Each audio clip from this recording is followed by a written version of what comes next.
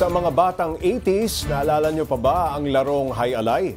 Halos wala na tayong naririnig tungkol dyan ngayon, pero alam nyo ba, meron pa rin tayong Philippine team dyan. Para bigyan ng mukha ang balita, Mobile Journal, Ivan Tarinque. Mula pa sa Espanya ang sport na Hay Alay. Simple lang ang mechanics. Pagkatapos ihagis ang bola, dapat itong masalo at may balik ng kalaban bago tumalbog ng 2 beses sa lupa. Kapag nabigo, o di kaya'y mali ang serve, hindi nasalo, matagal masyadong nahawakan o lumabas sa court ang bola, puntos ang kalaban. Ang bolang pinag-usapan natin dito, hindi basta-basta, para siyang bato. Pag tinamaan ka, aaray ka talaga. Kaya dapat nakaprotekta ang buong katawan sa paglalaro. So this is not like a joke sports. This is like a little very dangerous din. Pwede ko masabing very dangerous. Binansagan nga itong fastest sport in the world dahil umaabot sa higit 300 km/h ang bola sa ere. Parang kotse na nasa expressway. Kaya kailangan na talagang malakas, flexible at malakidlat ang bilis ng malalaro. Sumikat ang Hay Alay sa Pilipinas noong 1930s. Pero alam nyo ba hanggang ngayon, may mga dedikadong malalaro pa rin tayo na lumahok pa kamakailan sa Hay Alay Basque Pelota Nation League sa Spain. So kahit na hindi kami nanalo, ang chine-cheer nila is Pilipinas. Tuwang-tuwa kami kasi, biruin mo yung Basque people, meron silang flag ng Pilipinas kasi natuwa sila sa amin. Pero aminado silang halos dead sport na ang Hay Alay ngayon. Wala nang 100 na active players ngayon sa Metro Manila at isang court na lang ang natitirang pinaglalaroan nito. Yung Hay Alay ngayon is like, wala nang nagra-run as professional, all amateur na lang. Sa kabila niyan, hindi pa rin nawawala ng pag-asa ang mga natitirang manlalaro ng Hay Alay na muling mabubuhay ang naturang sport. Mobile Journal, Ivan Tarinque po, hatid ang mukha ng balita. Usapan pa natin ang Hay Alay kasama si Mobile Journal, Ivan Tarinque. Ivan, nang mauso ang Hay Alay, nadikit din yan sa isang kontrobersya. Pwede mo bang pakibalikan para sa ating mga manonood kung ano yung naging issue noon sa Hay Alay? Tama ka dyan, Pops J. Unfortunately kasi itong Hay Alay na sport na to, talagang naipit sa mga controversy, politics. Malaki talaga dito, Pops J, yung sugal. Malaki naging factor yung sugal.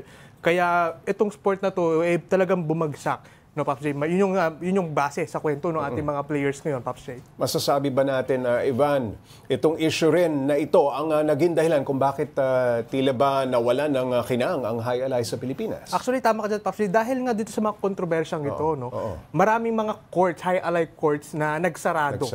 Dahil nga sa mga controversies na ito, yung pinakahuli nga, Pops J, na sinara is yung sa Maynila, yung Manila Hay Alay Building. Sinarado ito ni former Mayor Lito Atienza.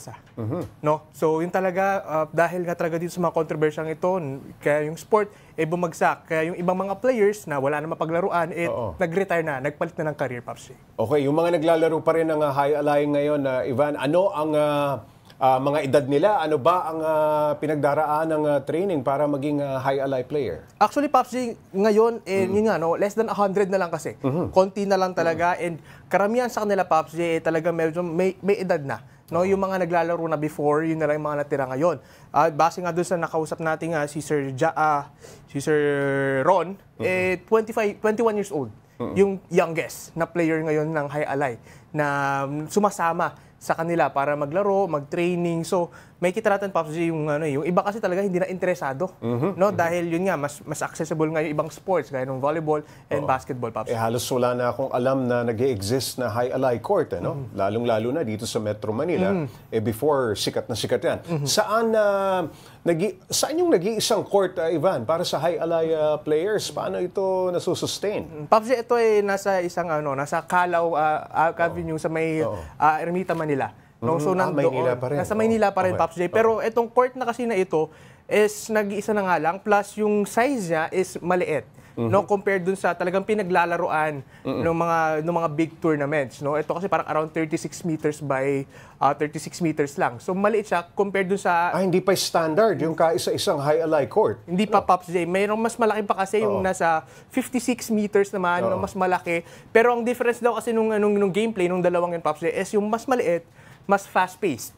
And yung mas malaking court naman, Pops J, mas kailangan mo mag-generate ng power. So, yun yung differences, pero usually ginagamit naman daw yung dalawang court, Pops J. Ayun, Ivan, saang international competitions pa ba nakakasali ang ating mga Hay Alay players? Meron pa bang Olympics? PUBG, unfortunately, sa Olympics wala. Wala. No? Pero may mga tournaments pa rin, gaya nung sinalihan ng ating team, no, nung High Ally Invitational sa Spain. Okay. No? Mas popular kasi ito PUBG sa ibang bansa, no? Sa Spain, Okay. sa US, basically, yun yung mga big countries pa rin na naglalaro nito. Okay. Plus, PUBG mayroon ding, unfortunately, dito kasi sa Pilipinas, no, wala nang professional na High Ally plays. No? Pero sa US, meron, no? Meron pa rin. Gaya ni Sir Ron, na nagko-compete sa US. So, 8 months yung season nila doon sa paglalaro ng High Ally PUBG. Ivan, ano ang plano nila para mamayagpag pamuli itong sport na ito? Anong suporta ang kailangan ba nila? Actually, PUBG, ang kailangan kasi talaga nila is yung mga tao is to have an interest, no, para maglaro na itong High Ally. Actually, yung gamit, yung mga bola, actually, dun sa court na pinaglalaruan nila sa may Manila, pwedeng pumunta dun yung mga tao just to try itong sport na to, yung High Ally na to. And for sure, yung iba may enjoy kasi it's a fast-paced na laro. Plus, syempre, kailangan mo mag-generate ng power, maraming, and it's a team sport, PUBG. No? Yun yung maganda doon. Makakasalbilo ka ng ibang tao and may enjoy mo yung sport, PUBG. Kinakailangan sigurong i-reintroduce ito sa makabagong henerasyon, lalong-lalo na sa social media, Ivan, ano? Tama ka dyan, PUBG, kasi nga, ito kasi natapos to around 2000s eh. Maraming natigil. Yung last... Ikaw nga mismo, hindi mo inabot eh. Ako nga, PUBG, sa totoo lang, hindi ko na inaabot itong paglalaro ng High Ally. And actually, nung Sunday, nung nakita ko sila sa airport, nagulat ako, sabi ko, Hindi mo maintindihan siguro kung anong ginagawa. may idea na ako, PUBG, kasi napapanood ko siya online. No? Pero nakita ko yung kanilang raketa, I forgot what they call yung raketa nila, nakita ko, parang familiar yung sport na yan. So, nung dumaan sila, kinausap ko to si Sir Ron, sabi niya, we're High Ally players na naglaro kami sa Spain. So, parang, ayun na, lumabas na yung story ng ito, PUBG. Ayun, maraming salamat, Mobile Journal, Ivan Tarinque.